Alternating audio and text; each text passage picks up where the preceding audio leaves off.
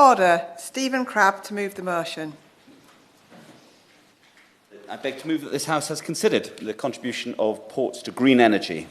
So it's a pleasure to serve under your chairmanship, Ms Cummins, for the first time, I believe, and look forward to the course of this debate over the next 90 minutes. I almost thought I saw the Minister cursing under his breath as he sat down for yet another debate.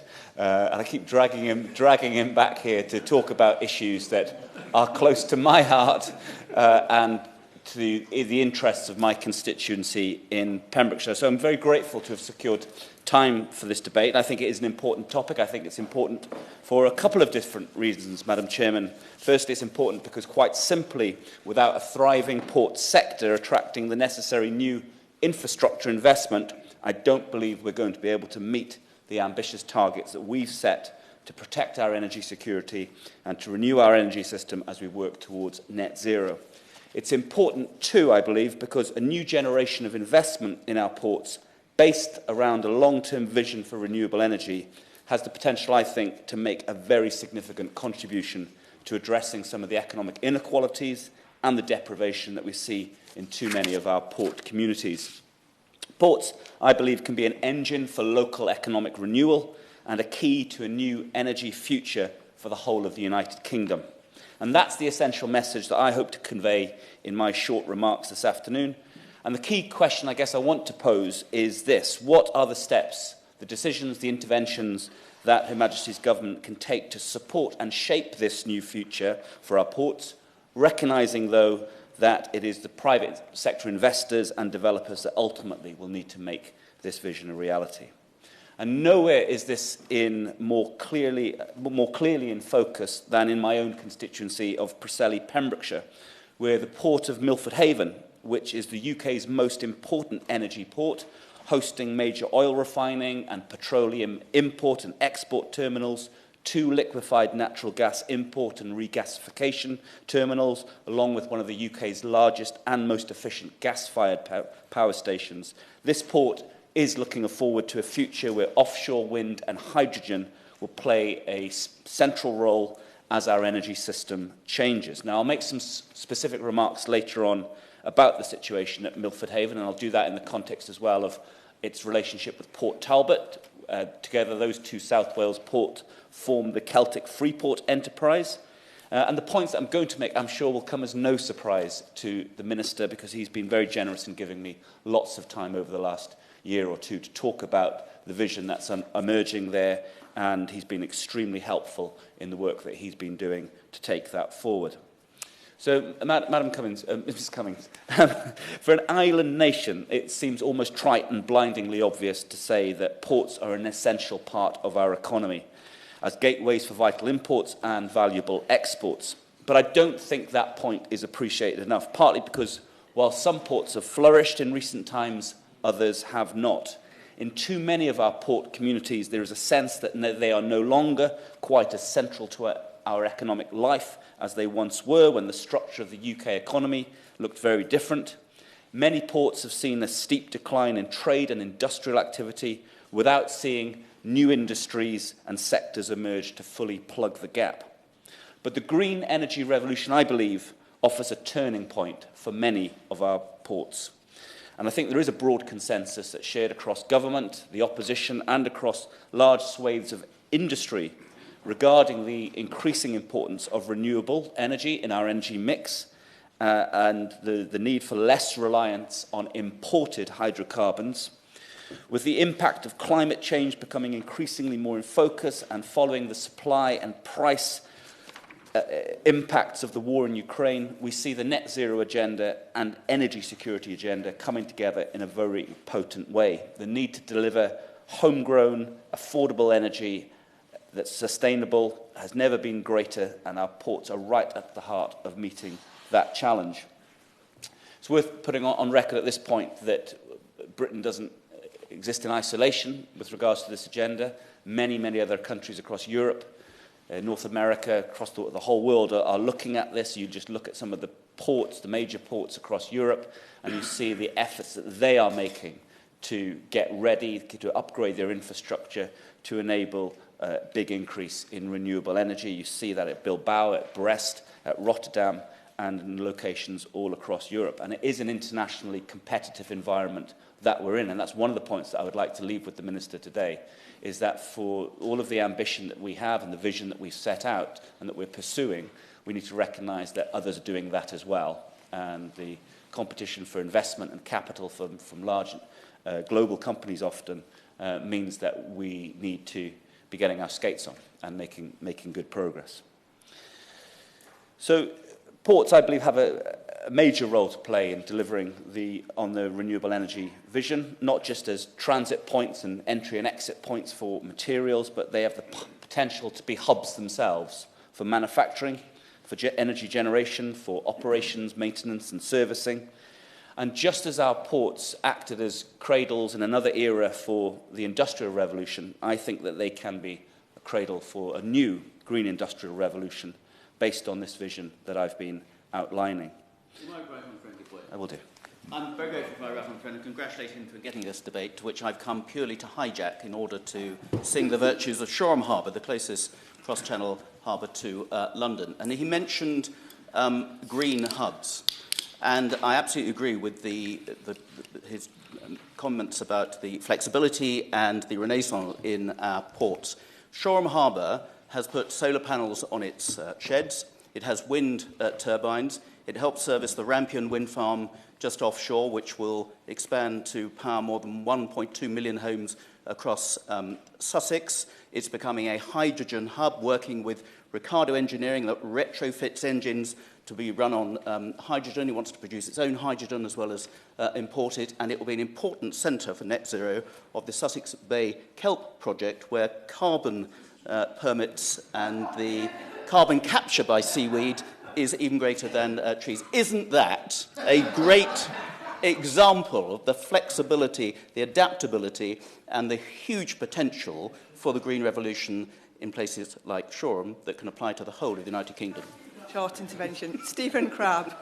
Well, I'm very grateful for the very concise way that my right honourable friend sang the virtues there of his local port. But the point that he was drawing attention to is an extremely important one, that very, very rarely are we talking about individual technologies in isolation. Often they come together as a mix, and there are so many synergies from different companies working together, and you see that in so many ports around the United Kingdom. I'm very grateful for that intervention, and it's really encouraging, Ms Cummings, to see so many colleagues in the Chamber this afternoon from so many different parts of the United Kingdom looking to hopefully share in the vision that we're talking about. For giving away. And on the subject of ports, I shouldn't let Peterhead pass. Peterhead being the site or nearby. St Fergus Gas Terminal, as my right honourable friend will know, the site of the Acorn carbon capture and storage project, which of course has the import capability, or will have the import capability when it's completed, which exporters of carbon dioxide from his own constituency will perhaps take advantage of. And I'm grateful for that intervention as well from the Honourable Member for Banff-and-Buchan, a constituency he knows that I'm very familiar with, and there are some exciting things happening.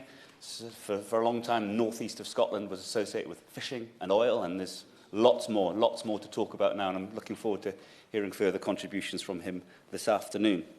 So, Ms Cummings, what I think is really important in encouraging the investment that's going to be required for all of the ports that we've got an interest in and that we're talking about this afternoon is, first of all, the targets that the government is setting, because it's the targets that set the level of ambition and send a signal to investors and the marketplace about what the government is wanting. And two documents I would point to as being particularly important in describing the opportunities flowing from the new energy environment that we're in. One would be the Energy Security Strategy that was published in April last year, and then more recently, March this year, the Powering Up Britain, which speaks to the role of new renewable technologies in our energy mix and outlines the scale of the ambition. And I've got a particular interest, because of my local port and our proximity to the Celtic Sea, in the government's ambitions with regards to floating offshore wind. And in those two documents that the government have published, I believe lies a major new industrial opportunity for our nation. If you look at the targets that are being set for offshore wind, which includes 5 gigawatts for floating offshore wind, 10 gigawatts of low-carbon hydrogen production capacity, up to 70 gigawatts of new solar, and an ambition of between 20 and 30 million tonnes per annum of carbon storage. That is an exciting and ambitious set of targets that the government is setting out, and it's going to require a lot of work and a lot of investment to meet that, and ports are going to be right at the centre of that. Undoubtedly, different ports will offer different capabilities based on their size, their location, the local skills mix, and what kind of local supply chains that they have nearby. It's too easy to say that there's going to be something for everyone, but certainly when you look at floating offshore wind in the Celtic Sea, if that sector is going to play anything like the role that the government is setting out in the Powering Up Britain document, then it will generate new activity in multiple port locations across South Wales and across southwest England as well. But let's not get ahead of ourselves, because the truth is we still don't have any floating offshore wind projects up and running in the Celtic Sea, and this leads on to the final section of my speech, where I want to outline the significance of what we have in my constituency at Milford Haven, as well as summarise the key asks that I want to put to government. I will give way at this point, yes. Thank my right hand giving way, and I thought this was an appropriate juncture to intervene. And he'll be aware of the importance of Felixstowe Port in Suffolk, which has almost 50% of the UK's container trade. The opportunity for the government through strategic investment to support the economic growth of ports, but also to decarbonise to support ports in delivering a decarbonising agenda is great. Now, in the case of Felixstowe, investment in the Ely Junction in the Ely Junction will make a significant difference in potentially improving the freight rail capacity to that port. Would he join with me in urging the Minister to recommit today to the government securing timely funding for the upgrading of that junction and indeed other junctions in the east of England, which will allow improved freight transport to Felixstowe and help to decarbonise the transport of goods to the port, as well as improve the economic capacity of that port? I'm grateful to that intervention from my good friend, my honourable friend. I'm not familiar with the specifics of what he's talking about, but as I'm generally in favour of upgrading, junctions, I would echo his calls to the Minister to support that required investment. And actually, the point that my good friend makes about decarbonisation is really important, and it's something that I might say a few words about myself in the context of the local energy industry in Milford Haven. So at the Port of Milford Haven, Ms Cummins, what we have is the UK's single largest cluster of energy-related businesses with high-capacity oil and gas pipelines, electricity connections, and a wide range of conventional oil and gas companies that I referred to earlier. The energy sector in Pembrokeshire supports the employment of 5,000 skilled workers across Wales and many hundreds more throughout the wider supply chain. Last week, I had the pleasure, alongside many of the representatives of many of the companies at the port, of celebrating the delivery of the 1,000th cargo of liquefied natural gas at the Southhook LNG terminal. And it's probably useful, I know we're talking about green energy revolution this afternoon, but the truth is, and this is a point the Minister understands very well, that we are going to be relying on oil and gas for decades to come. And those terminals in my constituency that have done a lot of the heavy lifting in the last couple of years in enhancing UK energy security, they're going to be as vital as ever.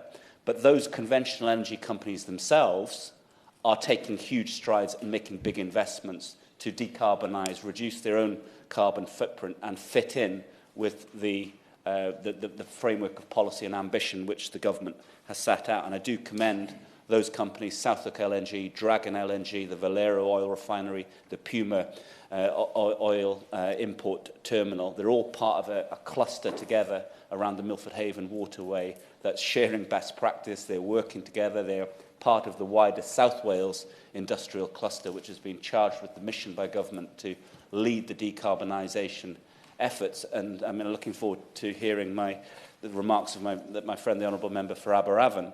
But if you look across the South Wales corridor from the west in my constituency with Milford Haven, where you've got those big hydrocarbon plants, through the South Wales corridor, through Port Talbot with the enormous Tata steelworks, and then through to Newport on the border of England at Gwent, that corridor accounts for a major, major chunk of Wales's overall carbon emissions. So the efforts that the South Wales industrial cluster is making to decarbonise are vitally important, and it is something that I know the government does support, but it would be good to see even more engagement from ministers with the cluster, and particularly, from my point of view, with the energy cluster that we have in Pembrokeshire. In October last year, I led a debate in here about floating offshore wind, so I won't repeat everything I said then about the opportunity that I believe lies in the Celtic Sea as a new industrial opportunity for Wales and southwest England. But I'll just underline the point again this afternoon that this isn't some piece of green idealism.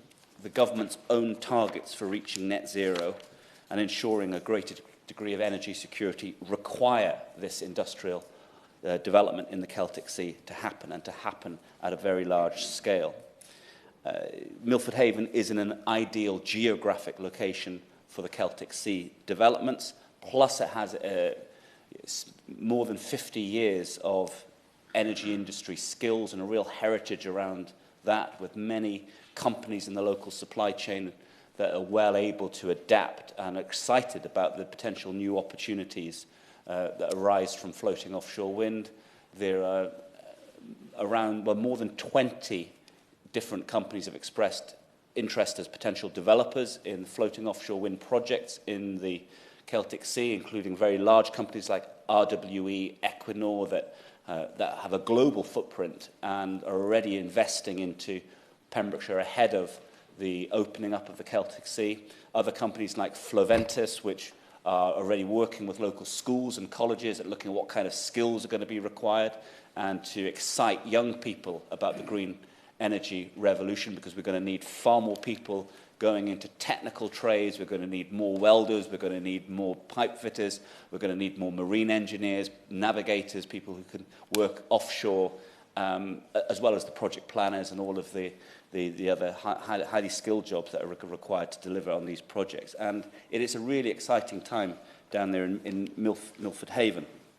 So let me just wrap up, Ms Cummins, by just summarising a few asks I have of the government. The first one is, and the Minister's heard me ask this before, but I'm going to ask it again, it would be great if he could visit Milford Haven and sit down and with some of these companies that I'm talking about, meet together with them and get a sense of the excitement and the work that is happening now. I know the former Secretary of State did a fleeting visit in the middle of August to RWE's Net Zero Centre at their power station in Pembroke. But really, we need the Minister to engage with the whole sector. And I know he's given a commitment previously to come down. Transport to West Wales is appalling. Welsh Government really need to pull their finger out, but that's a debate for another day in terms of running the train services. It is difficult to get to. But with the presence here of so many good Scottish colleagues, I would make the point, you know, given the number of visits that Scottish constituencies get, it would be great. It would be great if Wales could have some of that as well. So that's my first ask. Just come to Pembrokeshire and see what is happening. Secondly, the bidding process, the bidding timeline for the FLOMIS Port Investment Scheme closed recently. And I have written to the Secretary of State and copied it to the Treasury, but I support strongly the application for FLOMIS funding that's gone in from the port of Milford Haven. And I've made this point previously, and I'll make it again this afternoon. If this fund is going to help unlock strategic investment in port infrastructure, it has to be used in a very targeted way.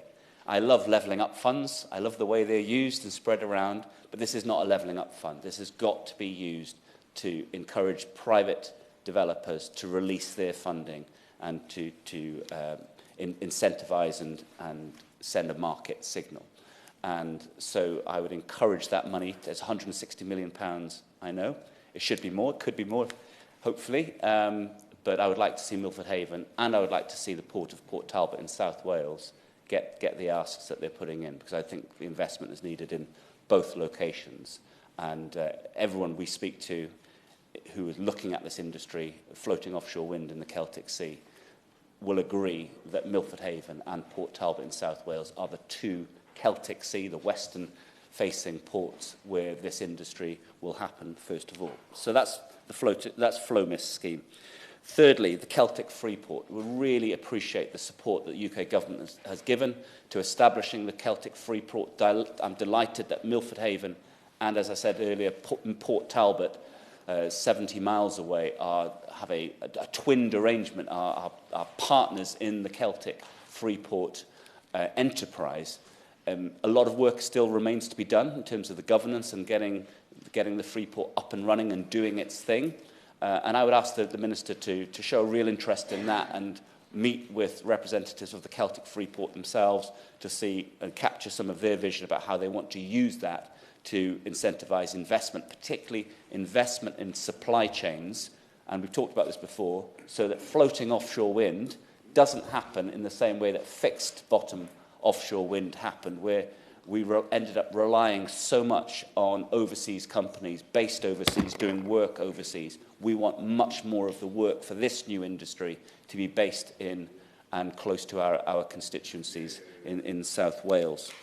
The fourth point I would want to make in terms of an ask to the Minister is around working with the Crown Estate, which I know he already does. But if he looks at what the Crown Estate is saying most recently ahead of its next leasing round, they are emphasising the importance of developers working with what they describe as integration ports. Ports where the kit is going to be assembled, and these are enormous pieces of kit that we're talking about and being floated out. It's really important that the plan that the Crown Estate is working on, and I take my hat off to Dan Labard and his team, they're doing a very good job, but the plan that they're working on must align with what UK government is doing as well. Because that aligned leadership, I think, is going to be so important if we're going to make these strides and actually get this industry off the ground. I was going to make a final point, Ms Cummins, about contract for difference, but there's going to be an excellent debate tomorrow afternoon in Westminster Hall, led by the Honourable Member for Strangford. So I will let him make those points, because I'm sure he and I think a lot of the same thing about this issue. And I'll leave it there and look forward to hearing from other members. The question is that this House has considered the contribution of ports to green energy. And if I can just remind people that I am planning to start front bench speeches at around 3:28. Stephen Kinnock. Thank you very much indeed, Ms Cummins. It's a pleasure to serve under your chairship. And I'd like to thank the Right Honourable Gentleman, the Member for Preseli Pems, for securing this vitally important debate. It has been a real pleasure working with him cross-party in the interests of our two communities and right across the South Wales corridor, as he says, and indeed for the whole of Wales, and I hope for the whole of the United Kingdom, because the things that we're discussing today do genuinely have UK-wide significance. We worked together to develop and deliver the successful Celtic Freeport bid, and I look forward to our further collaboration in maximising the benefits that this will bring. Britain's ports are both the gateways and the drivers of so much economic activity within the UK, and in turn so absolutely crucial to the prosperity of the British people and their families. From the food shipped into Britain's supermarket shelves to the exporting of British goods sold overseas, our ports play a crucial role in both the everyday lives of families across the UK and in the growth and success of hundreds of thousands of British businesses.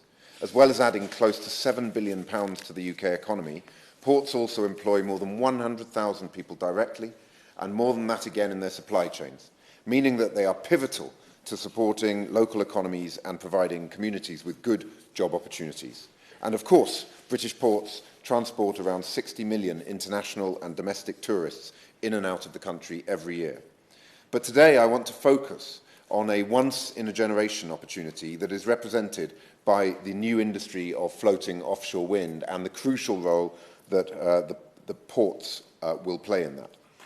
The Celtic Sea and Wales's geography offers us a significant competitive advantage which we cannot afford to squander, and we must simply seize this opportunity to place ourselves at the forefront of the green industrial revolution, just as Wales was the cradle of the first industrial revolution 2 centuries ago.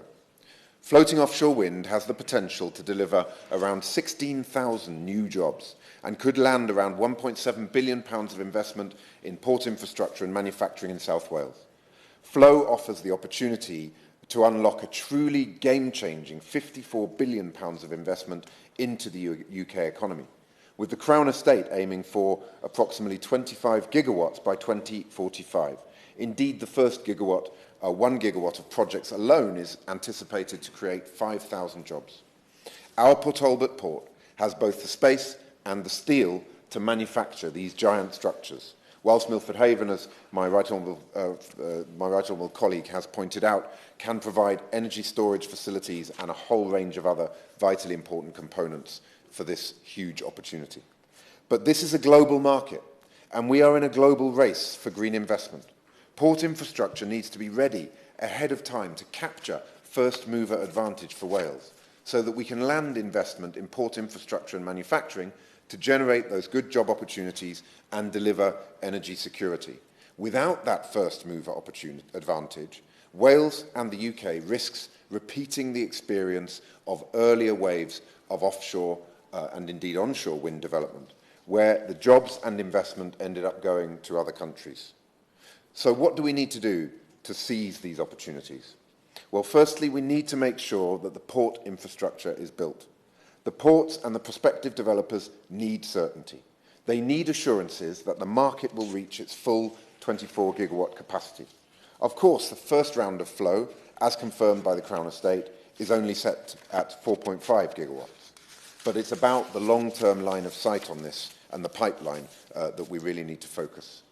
The Association of British Ports is developing its plans for Port Talbot at pace, investing more than £500 million in developing a major floating offshore wind integration assembly port and a wider green energy hub. But the length of the leasing window by the Crown Estate is of crucial importance. We need a clear outline of the development window to that 24 gigawatt target for flow in the Celtic Sea. This is to act as a clear signal in that flow global market. So could I ask the Minister, in his comments at the end, if he could please outline the steps that he's taking to secure that clarity about the long-term pipeline. Secondly, Wales must get its fair share of the FlowMIS programme. There is a pot totalling £160 million for the whole of the UK. Welsh ports must get their fair share of that pot. It is critical the UK government understands the enormous potential for Welsh ports to deliver this game-changing new industry. So we need the UK government to back the 2 very strong bids from Port Talbot and Milford Haven for FlowMIS funding. Could the Minister perhaps update us on the FlowMIS and assure us that Wales will get its fair share? Thirdly, Aberavon and Wales will only secure maximum benefit from floating offshore wind if the developers are held to firm supply chain commitments. The Crown Estate must get this right when awarding licences. We must ensure that local supply chains are developed for the manufacture of turbines and their substructures, as well as their operation and maintenance.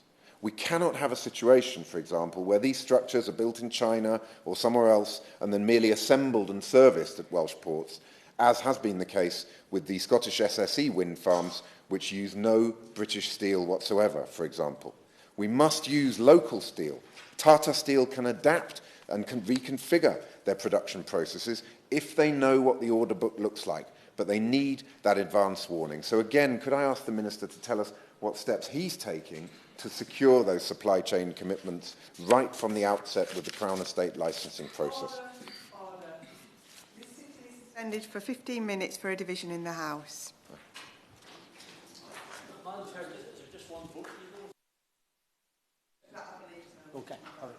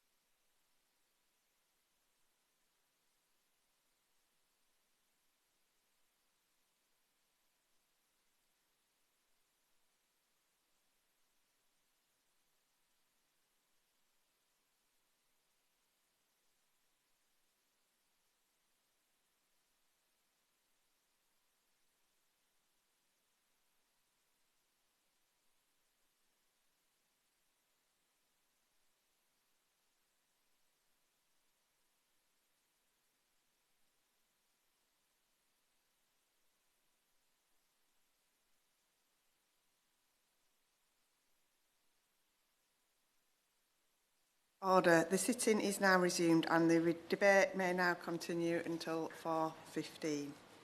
Stephen Kinnock. Thank you very much, and I will try to pick up where I left off. Just on the planning side, really, the government needs to find a solution to the national grid's capacity issues. The grids say they need to develop up to 5 times as much energy infrastructure over the next 7 years as it has developed over the last 30 years. Such is the clamour for net zero projects, both in terms of energy generation and demand. So how will the UK government, and more specifically the Minister, be working with the national grid to end the gridlock, and how will they send a clear message to developers that these problems are going to be fixed? Brings me to my next point, which is around the administrative strike price. AR5 was a shambles, with no bidders for offshore wind. We need the UK government to urgently reshape the contracts for difference for AR6 to make them more attractive to developers if we're going to realise Britain's potential to become a world leader on flow. Finally, the UK government and the Welsh government must work collaboratively. We can't allow bureaucracy to slow us down. Planning and consenting for major infrastructure is devolved. We need UK government to look for ways to support Welsh government to ensure that current capacity and resource blockages for planning and consenting are resolved, to ensure that the seabed licensing is accelerated and that port infrastructure in Wales is ready in time. We also need strong cross-Whitehall coordination. I'm worried that the large number of government departments that are involved in this mean that the process is not as streamlined as it really should be, and perhaps the Minister could say a bit about what he's going to do to knock heads together and to unlock all of these blockages. Mrs Cummins, this is a huge opportunity, a game-changing opportunity for Aberavon, for Wales, for the entire United Kingdom. Ports play an absolutely crucial role in this opportunity, and I really do look forward to the Minister's comments so that we can find a pathway towards maximising the opportunities that we have before us. Thank you very much. Before I call the next speaker, can I just gently ask members to make their contributions around 4 minutes, and then that means that we'll get everybody in. Douglas Ross. It's a pleasure to serve under your chairmanship, and can I also apologise, I'll have to now leave before the end of the debate because I have a meeting at 4 o'clock. And can I thank and congratulate my right honourable friend for Pembrokeshire for securing this debate, and I agreed with everything he said. Indeed, also the slight jealousy he had that Scottish Conservative MPs were so good at ensuring ministers came up to our constituencies, and he also mentioned how bad the transport is in Labour-run Wales. I can also say it's pretty bad in SNP-run Scotland, particularly if you're trying to get a ferry. But I digress. So I just want to focus a few minutes on the, well, it's true, on the issues in my own constituency in Murray. We have Buckie Harbour, which has a proud history as a fishing harbour for many, many years, indeed dating back to 1878, and it was the first large concrete harbour to be built in Scotland. Now, we've seen a decline in fishing in Scotland over a number of years, and I was delighted when Buckie was chosen as the site for the operations and maintenance of a new offshore wind farm in Murray West. That is going to bring 60 highly skilled jobs to a community like Buckie. And when I was at the opening and discussing this with the developer Ocean Winds and the local community, it's not just these jobs that are coming, important though they are, it's a long-term effect. These jobs are going to be there for the next 3 or 4 decades. So it's vital work coming into communities that have seen a downturn in their ports, and it is long-term work and it is highly skilled work. Immediately before this meeting, I was meeting with Dave Whitehouse from the Offshore Energies UK, obviously doing a lot of work with oil and gas, but also with renewables and green energy. And he was very keen to speak about the opportunities that we have for ports across Scotland and indeed across the United Kingdom, and the support there has been from the UK government to ensure that that infrastructure is there, capable to take us on to the next level. And the final area I want to look at in this short debate is free ports in Scotland. And I was delighted that one of the first announcements that the Prime Minister made after taking office was to deliver the 2 free ports in Scotland in conjunction with the Scottish Government. Our 2 governments working together to deliver free ports. And I've spoken with Callum McPherson, the new Chief Executive Officer of the Inverness and Cromarty free port, which will have benefits for my Murray constituency and indeed constituencies across the Highlands. This is not just great news that we have a free port there, it's also levelling up in action, because that is an area that has seen a decline in the working age population. It is going to see people moving to Cromarty, moving to that area to support the tens of thousands of jobs that could be created as a result of this. And we have an extremely exciting opportunity with the depths of the quayside at Cromarty to be a real hub for the offshore renewable industry. So not only is it great that the Freeport status has come to both the Highlands and to the Firth of Forth, but it's the jobs, the investment and the building up of that local community that has been so roundly welcomed by the vast majority of people. Sadly, there are still some representatives within the Scottish Government who are against Freeports, but I think the overwhelming majority of people in Scotland, and particularly in the areas that we see the Freeport status, can see the benefits of that. And of course the work being done to ensure that Scotland, in my Murray constituency and indeed right up and down the coast of Scotland, has that opportunity to be involved in the next stage of the offshore industry. Oil and gas is still such an important industry in Scotland. 90,000 jobs rely on the oil and gas industry. There is a strong future for that. We've seen that in polling this week, but also there is opportunities in green renewables, and I'm delighted that the UK Government supports that, and I'm firmly behind it as well. Thank you, Ms Cummings. Jim Shannon. Thank you, Madam Chair. And first of all, can I thank the honourable gentleman for Preseli Pembrokeshire for bringing the issue to Westminster Hall today. He's done it before. I've been here to support him in the past, and I do so again today with the same motive in mind. I think it's very important that I've always believed in net zero and green energy as well. There might be some people in my party perhaps don't have the same enthusiasm that I have for it, but that's not the point. The point is that our party is committed to it, and we want to see us contributing in Northern Ireland to net zero goals. Their members are very aware of the expansion of green ports across the UK in their own constituencies, and I, for one, want to ensure that Northern Ireland and my constituency of Strangford, as part of Northern Ireland, can do so. And it's great to participate. We all want to play a part in helping our society turn greener. Northern Ireland has 5 ports, 4 of which are public trust ports in Belfast, Londonderry, Warren Point and Coleraine, the 5th being Larne, but it's privately owned by P&O. Northern Ireland also has 3 fishing ports, Ardglass, Kilkeel and Portavogie, which lies on the Newtownards Peninsula in my constituency of Strangford. While the Honourable Gentleman may not have had the Minister in his constituency, I'm very pleased to say that I've had the Minister in Portaferry, and he's been to Scotland, he's been to Northern Ireland, so he'll eventually get to Wales, I'm sure of that, no doubt. These seaports are managed by the Northern Ireland Fishery Harbour Authority, and I've worked closely with local fishermen in my constituency for years. It's such an important industry in Northern Ireland and further afield across the United Kingdom of Great Britain and Northern Ireland. There's certainly scope to ensure our local ports and harbours have the opportunities to become greener and more environmentally friendly, and I welcome that and would encourage everyone to support that. But the incentives need to be there to make that happen. The International Maritime Organisation has set a target to have 2008 emissions by 2050. Quite a big goal, that, by the way, but if you put your mind to it, you can achieve it. The strategies in place to reduce these emission levels are through increasing electrification of ports, port handling processes and the adoption of future fuels like liquefied natural gas, hydrogen or indeed ammonia. Globally, we will need to come together as one, and everyone here knows where I stand. I'm a great believer in this great United Kingdom of Great Britain and Northern Ireland. With respect to my colleague in the front row here, we're always better together. We can do it better together, and I don't see any reason why that can't happen. When it comes to decarbonising shipping and ports, thus ensuring that our net target for maritime CO2 reduction happens.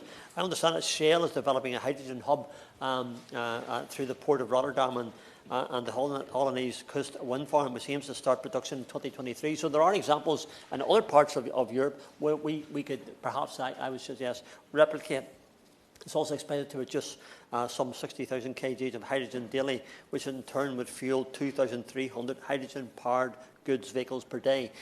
There's a scheme that can really work. I know that the Minister has always been keen and supportive of telling us what the United Kingdom does, and we'll hear some of that later on as well. Close to home, the Port of Aberdeen in Scotland has also done that. There's a great necessity for a solid and flexible energy system that complements local production of green energy with the import of renewable molecules. For port and harbour masters to consider the benefits of our green future, the incentives must be there by government. So perhaps what I'm asking the Minister is that those incentives and encouragements could be there to make that happen. As a maritime nation, the United Kingdom's ports can provide the basis for a new low-carbon economic model and help address the long-standing regional imbalances that have come to characterise perhaps the British economy. The idea is we pave the way as a nation. This United Kingdom, Great Britain and Northern Ireland, at the end of the devolved administrations, are not left behind. The Associated British Ports is committed to investing in the green energy infrastructure and services needed to deliver the clean energy transition and create lasting prosperity for our coastal. So greater integration between the Department of Economy back home at the Northern Ireland Assembly and the United Kingdom here, and through the Minister's participation and encouragement, then I would encourage the Minister and relevant Ministers to ensure that this is the case, that we in Northern Ireland become part of that project. Thank you. Royston Smith. Mrs Cummings, it's a pleasure to serve under your chairmanship this afternoon. I don't intend to keep anyone too long. In fact, I think my speech this afternoon will be shorter than the intervention from my honourable friend, the member for East Worthing and Shoreham. May I continue, start by congratulating my right honourable friend, the member for Preseli, Pembrokeshire, for securing this debate and in so doing giving me the opportunity to talk about the Port of Southampton. Associated British Ports runs the Port of Southampton and are committed to decarbonisation. All ABP vehicles in the port now are electric, and they have free chargers for all visitors and employees in the port. Last year, ABP commissioned its first shore power plug-in. Mrs Cummings, 80% of cruise ships are capable of taking plug-in, but there are very few of them in this country. In fact, ABP in Southampton were the first commercial plug-in in the UK, and they would like a second one, but the national grid doesn't have the capacity. The new cruise terminal that they commissioned the year before last, Horizon Cruise Terminal, opened by my right honourable friend, the Minister, or then Minister, former Minister for Marine and Maritime, the member for Witney, is the greenest port terminal in the country, has 2,000 solar panels on the roof and creates more energy every day than it ever uses. Elsewhere in the port, DP World are operating the container facilities, and they have decarbonised their vehicles and straddle cranes using hydro-treated vegetable oil to replace diesel, and has cut the terminal's emissions by some 80%. Beyond the boundaries of the port, the Solent cluster is working to decarbonise energy, and the cluster is the only decarbonisation option in the south of England. This is led by ExxonMobil, ABP, the Solent LEP and the University of Southampton, plus over 50 partners. ExxonMobil's plans are to create hydrogen manufacturing, which will be able to supply industrial quantities of hydrogen by 2030, while at the same time capturing the carbon that the manufacturing process creates. Not only will it be able to capture its own carbon, but it will be able to capture carbon from other industries in the local area. The private sector are creating the solutions that we have asked them to create, but too often there are obstacles and difficulties hindering their progress. Too often they come to me and say, we would like to be doing more, but either government or the grid or someone is getting in the way of their progress. And that really is why I wanted to come today and make just a few short points to the Minister, if I may. Just like the uncertainty with the national grid, there's uncertainty with licences for storing carbon under the sea, and those uncertainties are just slowing down progress. So my plea to the Minister and to the Government is to remove where you can any obstacles, don't create any more difficulties, but help those that will create our solutions, the private sector, with any support the government can give them. Thank you. Martin Vickers. Thank you, Ms Cummings. It's always a pleasure to have you in the chair. And congratulations to my right honourable friend from Preseli for securing this important debate. There is no doubt that the port sector has a leading role to play in our energy transition. I'm fortunate to have in my constituency on the Humber the Port of Immingham, Grimsby, Hull and Goole, all owned and operated by Associated British Ports. We are indeed the energy estuary, and ABP are committed to green energy and meeting our net zero ambitions. The Port of Immingham, which is the largest port by tonnage, handling around 46 million tonnes of cargo each year. It represents a gateway to global trade and is a critical part of the supply chain for sustainable electricity generation and other production helping to power the nation. Linked to ports are, of course, free ports, which also have a huge role to play in the energy transition. We are fortunate in the region to have the Humber Free Ports, which is determined to accelerate the region as a world-leading hub for renewable energy and clean growth. The Humber Freeport incorporates 3 tax sites, which will allow for the rapid development of new offshore wind manufacturing, making the site a leading UK producer of wind turbines. With the Port of Grimsby, part of which is in my constituency, already existing as the largest hub for offshore wind operations in the world, with significant growth still to come, the Humber is ideally located to take advantage of the growing demand for wind energy in the North Sea. The Humber ports are home to world-leading facilities such as Ørsted, the Siemens Blade Factory, the NEO-RE catapult and operations maintenance bases located in Grimsby. This is opportune given that offshore wind is set to grow at the pace over the next decade, with 40 gigawatts of clean electricity planned by 2030. The Humber can act as a model not only for the UK, but for Europe and the wider world. ABP has also partnered with Harbour Energy to develop a CO2 import terminal in Immingham. This terminal will provide large-scale facility to get CO2 emissions from industrial businesses around the UK to Vikings CCS CO2 storage sites in the southern North Sea. The project includes Phillips 66, VPI, West Burton Energy, and together they aim to be capturing 10 million tonnes of UK emissions per annum by 2030. This is vital work in what is the UK's largest CO2 emitting region by a considerable margin. Fortunately, local industry agrees that this is not acceptable and must change, thus presenting a monumental opportunity. My constituency will hopefully become home to the proposed new Immingham Green Energy Terminal located on the eastern side of the Port of Immingham. This is to be constructed and maintained by ABP, a home to Air Products' new hydrogen production facility. The terminal will include a new jetty with up to 2 berths and associated infrastructure to be used for the import and export of bulk liquids.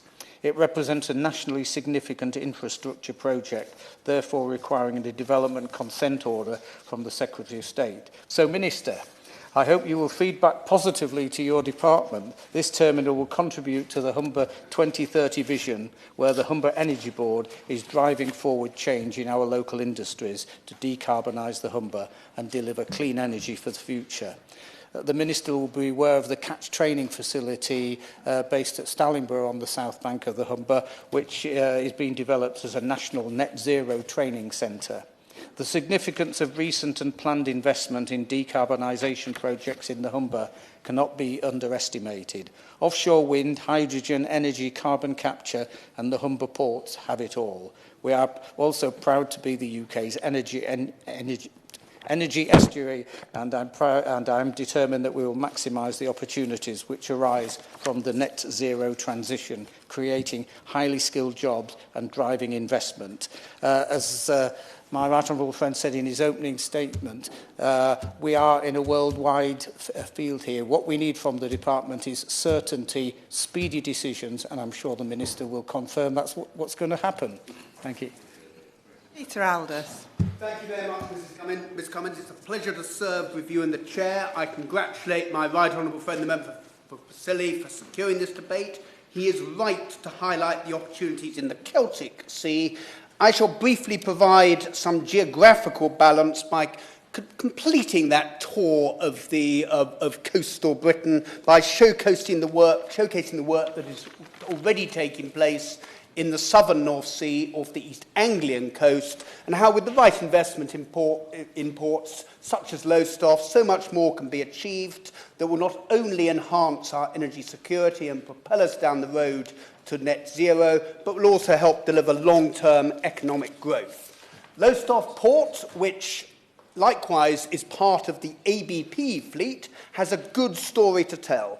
SSE have run their operations and maintenance base in the Outer Harbour since 2012, likewise since 2019 for the Scottish Power Renewables. ABP are progressing their plans for the Lowestoft Eastern Energy Facility, and there will also be a direct air capture, carbon capture demonstrator site in the Inner Harbour, which is being progressed by ABP in conjunction with Sizewell C.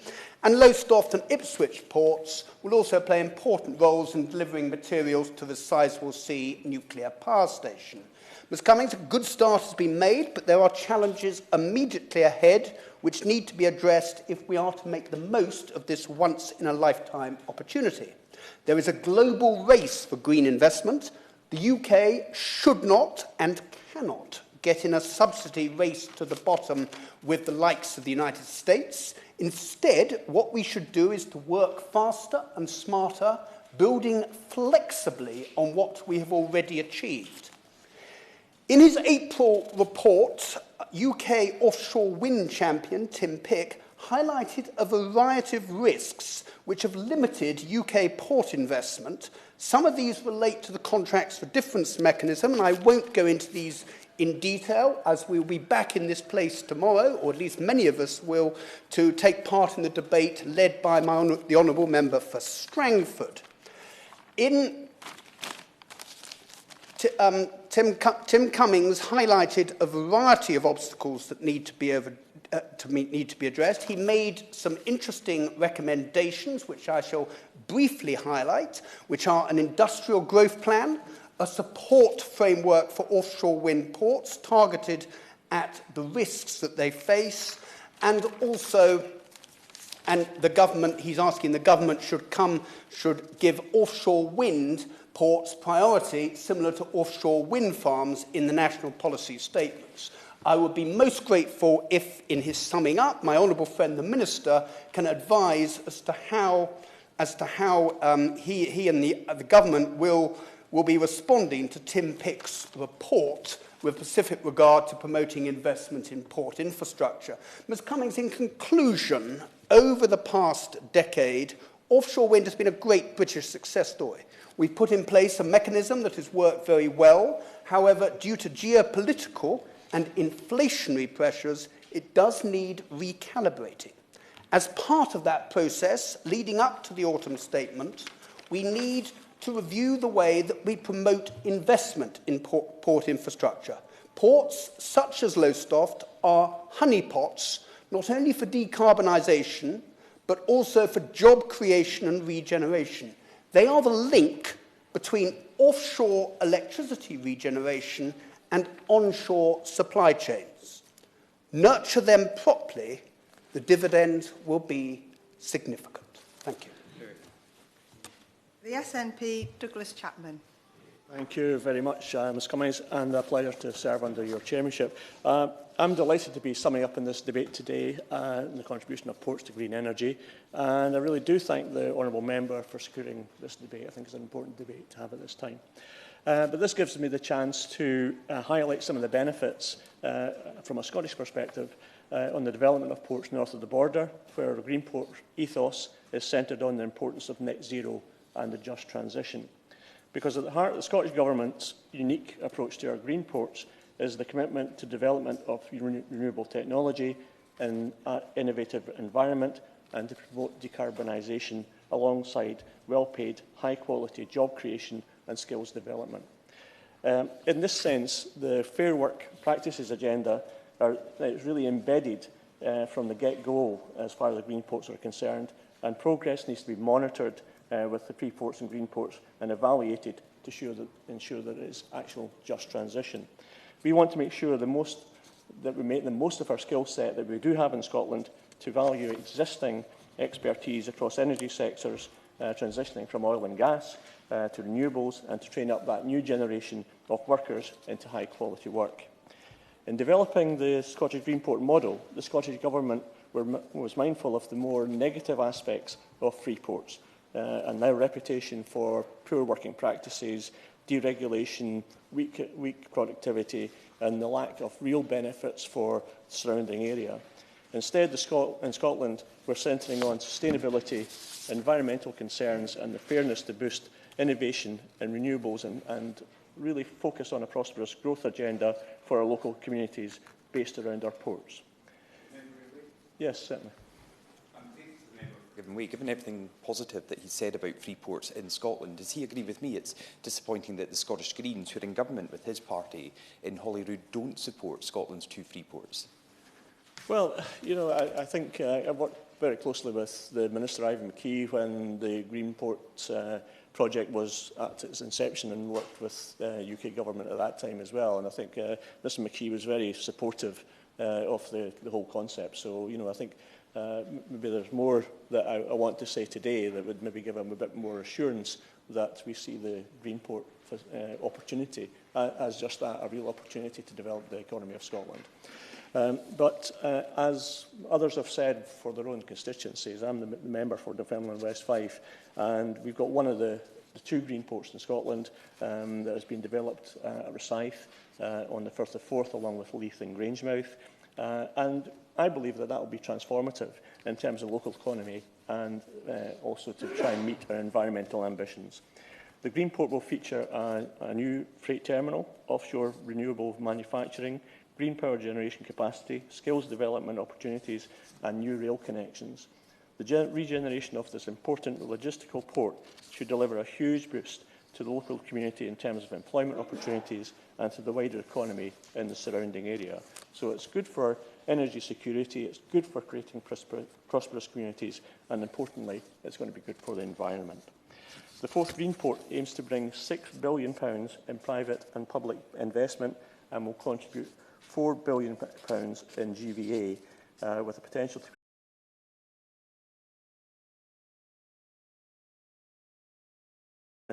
and the various alternative fuel sectors, and also support R&D investment and drive SME and start-up business growth. Alongside the development of the Greenport, I've been campaigning for a number of years now to reinstate the ferry connection from Rosyth into mainland Europe, which will not only boost connectivity and trade prospects, but would also contribute to the reduction in harmful emissions that we see from reducing tourism, the carbon footprint around that, and of course road miles for freight transport.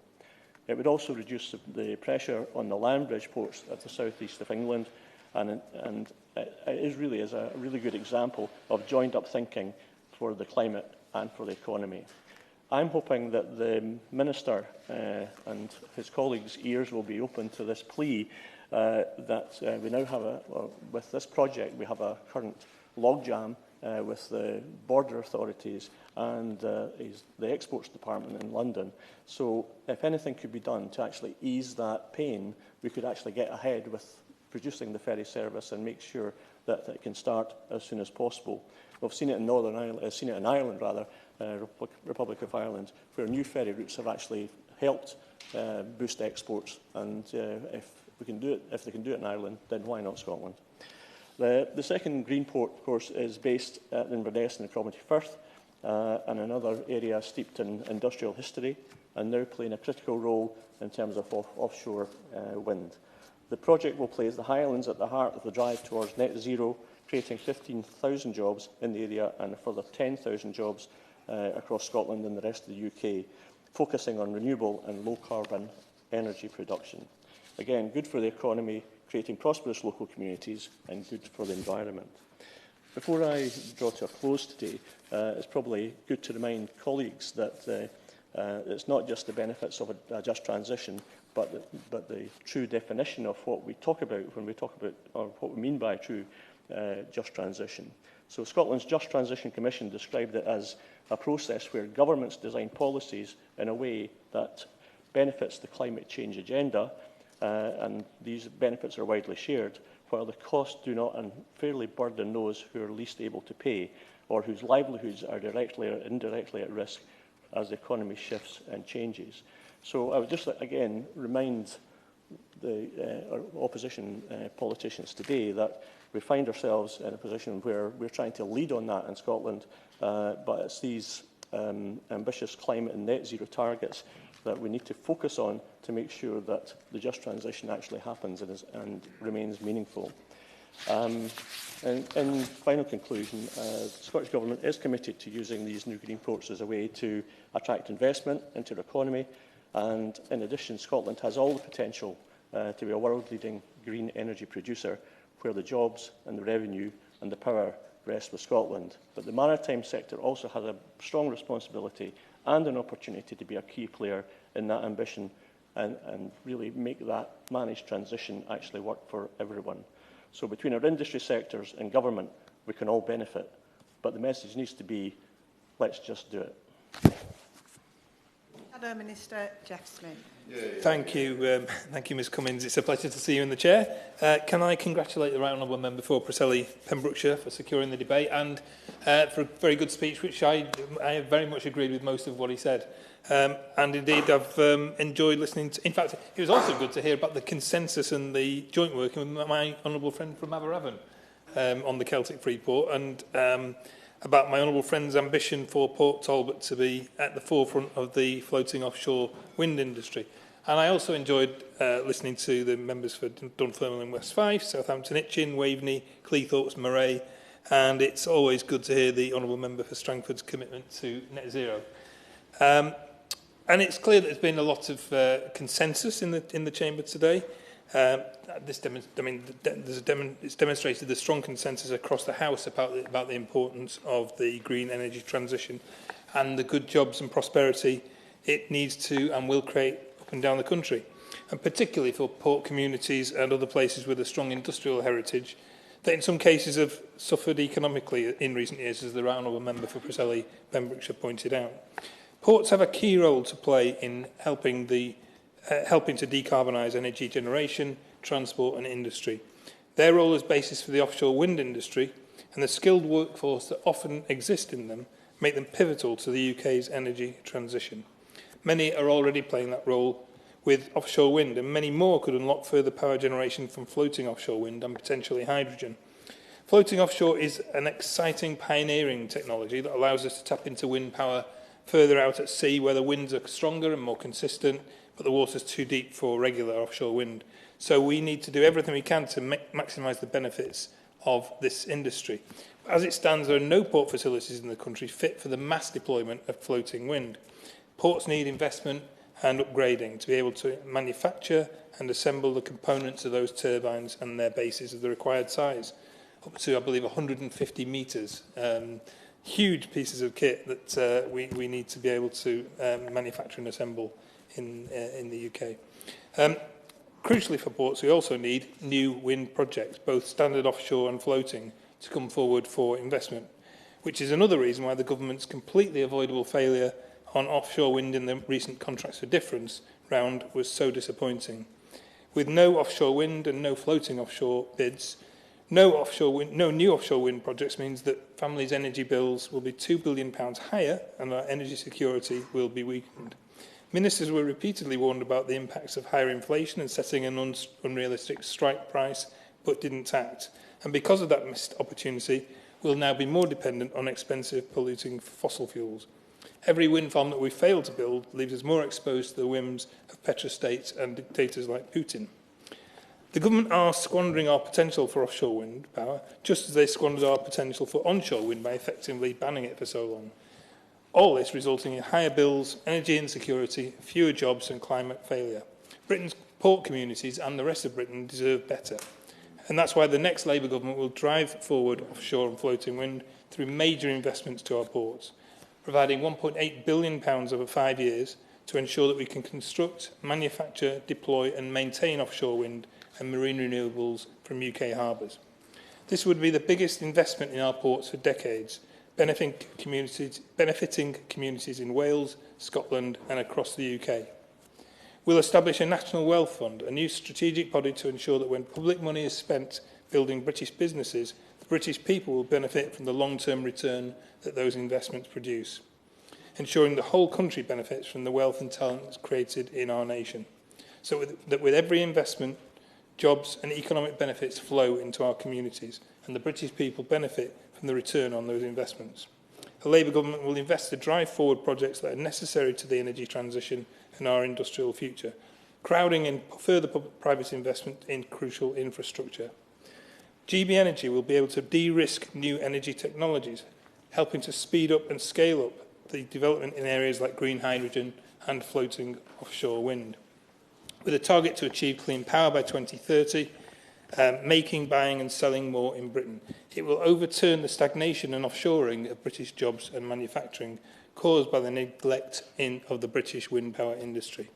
Industry is calling out for more support and more certainty so they can make the long-term decisions to develop infrastructure and ensure we have the critical capacity necessary to deliver our ambition for clean power.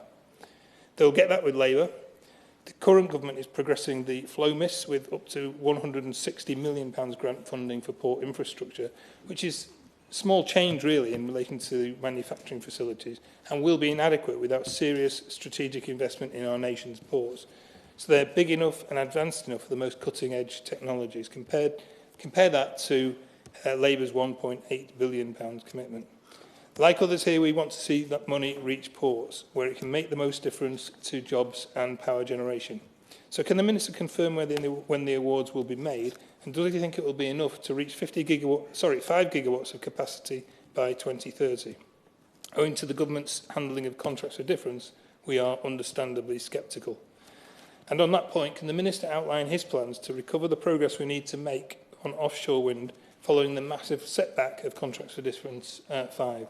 Because expanding offshore and delivering strategic port upgrades will be crucial for a renaissance of green jobs and opportunity in those communities. We want to see those port communities be a success. Labour are committed to delivering it, and I look forward to hearing from the Minister. Thank you. Minister. Mr Cummins, it's a pleasure to serve under your chairmanship, and may I begin by thanking and congratulating my right honourable friend, the Member of Parliament for Preseli, Pembrokeshire, for securing the important debate and the high-class contributions that we've had from pretty much every person who's spoken so far in this debate. I will return, if I have time, to the trite empty remarks which perhaps were written by others for the Shadow Minister opposite. Just by way of context, it is worth just highlighting the record, because track records should count for something.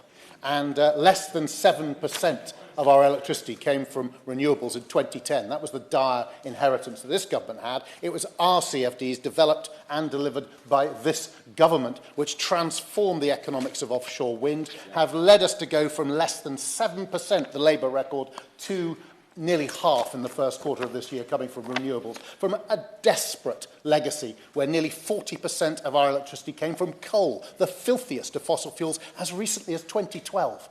Eliminated next year under this Conservative government. It's this Conservative government that has led the world. We cut emissions more than any other major economy on earth, grown our economy significantly at the same time, and the last thing we need, we heard about crowding in private investment, great British energy and writing cheques. We've heard that from Labour before. Every Labour government in history has ended with higher unemployment at the end than it started with at the beginning. Everyone offers hope and cheques for all, promises of huge support and endless taxpayer subsidy, which will deliver nirvana. Nirvana has never been delivered by Labour, not a green one and not another one at all. So I said I would come at the end, but actually I had to indulge myself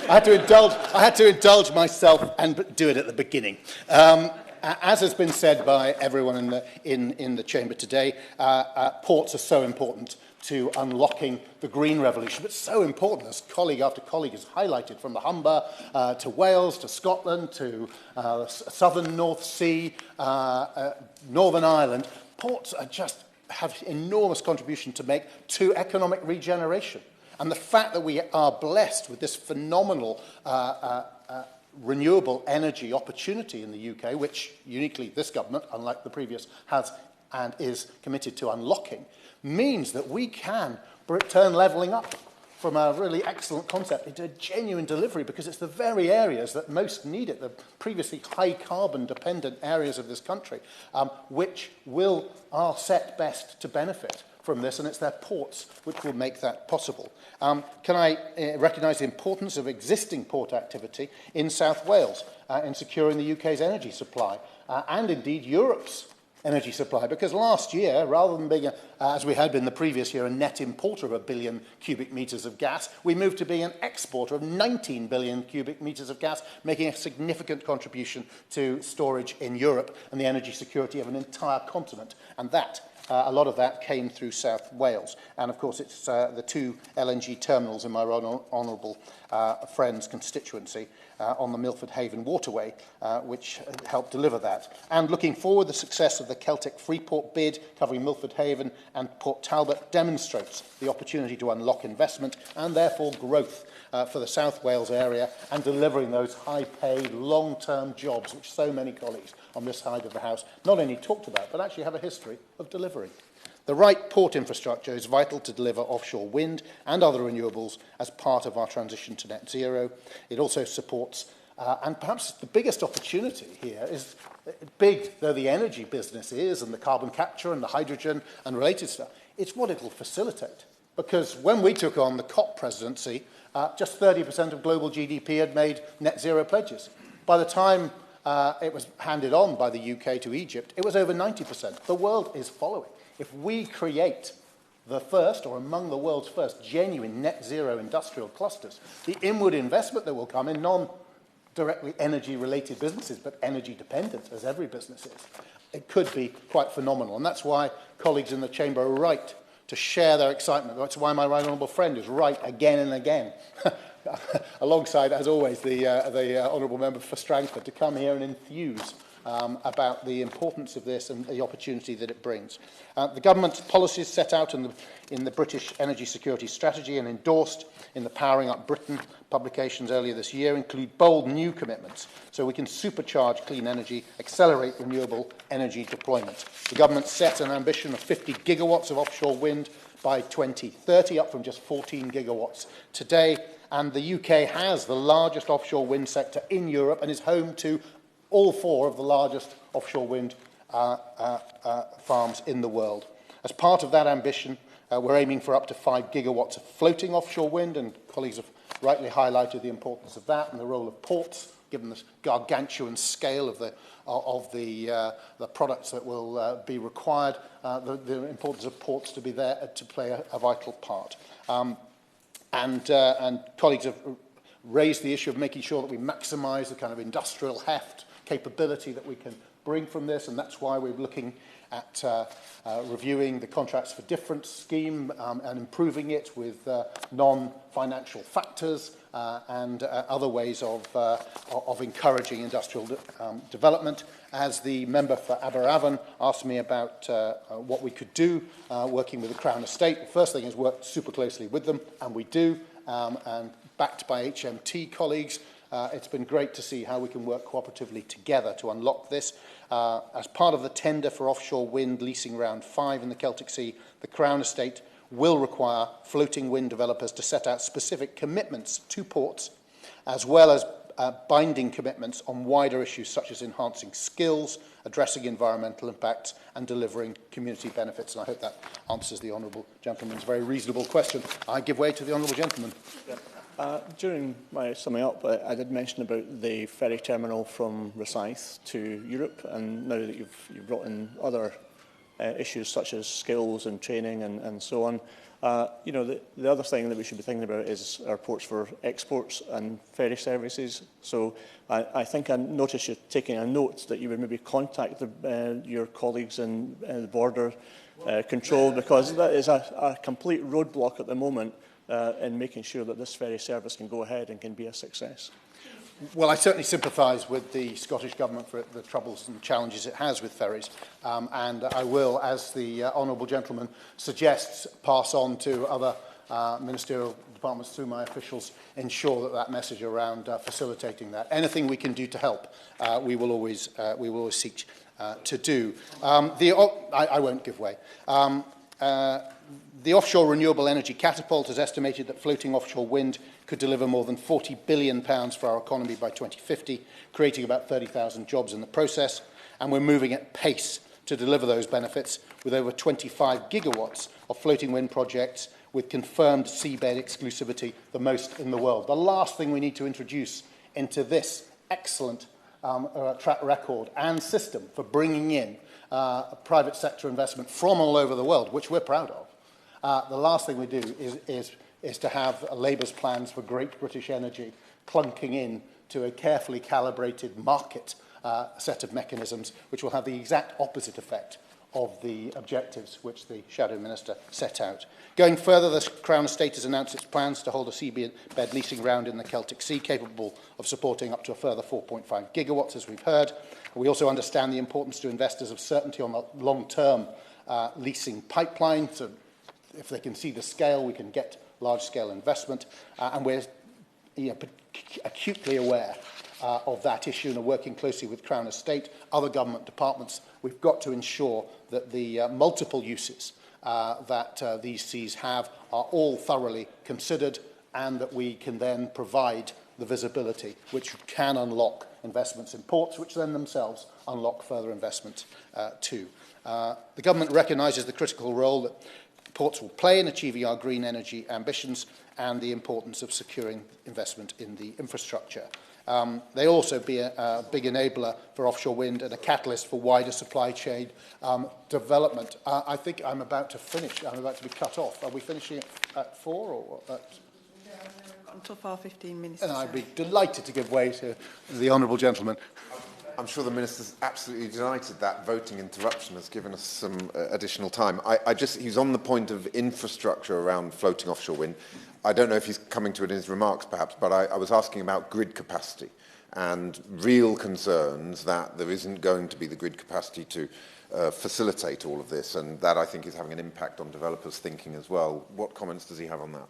Well, I thank the honourable gentleman. Another excellent and well-made point. I think probably one of the biggest challenges facing my department is to ensure that we have that facilitating infrastructure, no matter what interesting generation you have, nuclear, floating, fixed bed, onshore, offshore, doesn't really matter if you can't get the electrons where they need to get to. That's why we commissioned the Windsor Review on transmission. I'm really grateful for him, for the work he's done. We're going to be coming back and reporting back on that as soon as we can. We're working closely with National Grid and others to speed up the extraordinarily long times it takes to put that infrastructure in place. And the honourable gentleman was quite right to say, whether we want to realise the Celtic Sea or indeed our other ambitions around the UK, we have to have the facilitating infrastructure.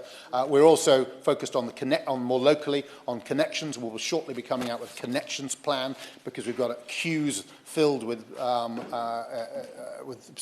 projects which may never actually go ahead. We need to find ways legally and properly to deal with that. And we're working on, and we now have a dedicated minister focused on networks, the Minister for Nuclear and Networks, my colleague, precisely because we recognise the challenge. So he's absolutely right to highlight it. We're working flat out on it, and it is probably our top priority. Just very briefly on the important issue of grid that the Honourable Member for Aberavon raised. Does the Minister, is he aware of the National Grid actually doing any specific work right now looking at the grid needs of ports? So we know which ports around the UK are going to be energy ports. We can predict where those locations are going to be. We can see activity already happening. Is there a piece of work going on within the National Grid to map what the grid requirements are going to be over the next 20, 30 years and putting together plans for individual port locations? Well, one of the recommendations from the Windsor report was that we pull together a much more coherent overall spatial planning. In prior years, effectively, things were done on a fairly linear basis, as we've seen in East Anglia, and then we've been taking steps through the holistic network design, not necessarily the best title, but we've taken that forward in phases, simply to ensure that we have got a more strategic and joined-up approach. We can't do it by project. We've got to plan the whole thing out. We want to take that from a regional basis to a national basis. Further information will be set out for the government in future. And indeed, working with our European neighbours. I was talking to the German ambassador only this morning about the fact that all of us around the North Seas need to get that thinking together, work together on a common basis. And if we do so, we will better be able to realise the huge opportunities in the surrounding seas, do so at the lowest possible cost, and maximise European energy security and the jobs and benefits that spring from doing that work. For floating wind, offshore wind specifically, the Industry Roadmap 2040, developed by the Floating Offshore Wind Task Force, identifies the need for up to 11 ports across the UK to support the rollout of commercial-scale floating offshore wind. So quite a significant opportunity over the years to come up. And supporting the industry, the government launched the £160 million floating offshore wind manufacturing investment scheme, and I've been asked about that, including by the Shadow Minister in one of his much more reasonable comments in his speech. And on timing, we are doing everything we can to bring that forward, do the assessment, and I hope that we will be able to announce the sort of next stage to moving to due diligence before the end of this year. But it's tight before the end of this year, but we are looking, if we can, to get that to happen. In the coming years, the UK and other countries will exponentially increase their offshore wind deployment in the North Sea, the Celtic Sea, and across a range of new markets. We signed a memorandum of understanding with surrounding other North Seas countries in the week before Christmas last year on North Seas energy cooperation, and us rejoining that forum, and we will be having another ministerial next month to make sure that we're working closely together. We'll work with industry through Renewable UK and the Offshore Wind Industry Council to assess supply chain needs, as so many colleagues have rightly raised, and identify the opportunities for the UK to lead and benefit from sustainable growth in the industry, including through building new export opportunities. And as a former export minister, I recognise by us leaning in ahead, as we have, we've cut our emissions, as I say, more than any other country on earth, developing the technologies and solutions, we then have the long-term opportunity to export it. And whether that's, if we can capture enough of that energy, more than to meet our own needs, we can export it directly, we can convert it into green hydrogen, we can export that, we can bring in the carbon which still will necessarily be emitted by certain industries in the Western European neighbours, and bring that in and put it into the 78 gigatons of capacity we have within the North Sea. There's just so much to be done here, and it can make such a difference. It can bring about the renaissance of industry in the northeast of England, northwest, Scotland, Wales, Northern Ireland, and all around the country. So it's a very exciting thing. It's not just for offshore wind, as I say, that ports are important. They'll play a key role for carbon capture and storage, supporting the decarbonisation of emitters. Maritime shipping will play a key role, linking emissions captured from these dispersed sites with offshore CO2 storage sites, and import and export ports across the UK, which are able to handle large volumes of CO2, will be required to facilitate the transport and storage of CO2 via ships. And we've already heard about plans going on in the Humber and elsewhere, and indeed on the south coast, quite rightly, which I nearly forgot after the brilliance, albeit short, speech of my honourable friend. For hydrogen, the government recognises the port infrastructure will have a big role to play there, and we have a target of 10 gigawatts of low-carbon production by 2030. And as the hydrogen economy matures and as the UK exploits export opportunities, we'll need the right port infrastructure to accommodate large transport ships bringing in or taking away hydrogen. And we're determined to seize these opportunities for the UK economy, and it's so important we don't have an administration which would do the exact opposite and has a track record of doing so. Give way to my honourable friend. Offshore wind champion Tim Pick highlighted some of the obstacles that need to be overcome for the industry to realise its full potential. And then a lot of that focuses on ports. Can you perhaps just provide a bit more detail on the government's response to the offshore wind champions' proposals and recommendations? I'm grateful to my honourable friend, and we are working with industry through the Offshore Wind Industry Council, which I'm a co-chair, to consider Tim's Pick's a wide-ranging recommendations, including developing an industry growth plan. So as to, again, this is to do with supporting the development of the supply chain here in the UK, and as we do this massive deployment, trying to ensure that as much of the industrial heft of delivering that can be delivered through UK and UK jobs. So that work is ongoing, and we will keep going. I'm trying to look at the Honourable Gentleman for Strangford. Just in reply to him, the Northern Ireland, as you'll be aware, has a target for 1 gigawatt of offshore wind from 2030, and SBM Offshore and Simply Blue are developing flow projects in Northern Ireland, and Simply Blue likewise are developing the Erebus project in the Celtic Sea. Of course, I've been asked about meetings, and notwithstanding any transport and logistical challenges, I would be delighted to come to Wales, and I must again pay tribute to my right honourable friend, who is relentless, albeit always cheerful and always well considered, in promoting the need for understanding, engagement with his part of the world and the opportunities that offers for the whole of the UK as a contribution to the global challenge on climate change, but most importantly in delivering a more prosperous and better future for his constituents in his part of the world. I thank you, Ms Cummins, for chairing this session. Stephen Crabb to wind up. Thank you very much, Ms Cummins. Thank you for your excellent sharing this afternoon, and thank you to all colleagues who participated in what I thought was a really useful, practical, good-natured debate. I always feel I come away from these things having learnt quite a lot that's new about what's going on in different parts of the country, and some really exciting things happening in so many different port communities around the UK that's linked to renewable energy, and we hope that that continues to go from strength to strength. I really appreciated the Minister's wind-up remarks. He always speaks with intelligence and passion on these things. He really believes what he talks about, and I know he's very, very engaged with industry, the Crown Estate and other stakeholders in trying to bring this vision into reality. And I look forward to welcoming him to the port of Milford Haven in a matter of weeks. Or whenever we can get it arranged, that would be hugely welcome, and thank you to all. Thanks.